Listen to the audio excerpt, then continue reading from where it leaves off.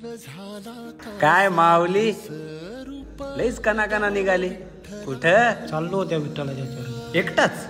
अरे बाबा चलून चलून पायाचे तुकडे पडले, समदे मोर गेले. इथंच तोच बरोबर मुक्काम आहे. चल येऊ का?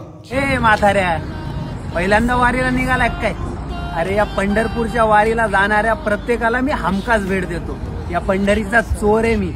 चल पैसा दागिना काढ आणि मग पुढं धक. राजा म्हातारा माणूस आहे रे, जाऊ दे रे, हात जोडतो. राजा बीजा नाही, बाप आहे मी समद्याचा. आणि हात माझ्या समोर नाही जोडायचे, इकडं विठ्ठला समोर जोडायचे. जे काय ते काढ. काय घ्यायचं ते घे बाबा, पण मला पांडुरंगापाशी जाऊ दे. हा चल दे.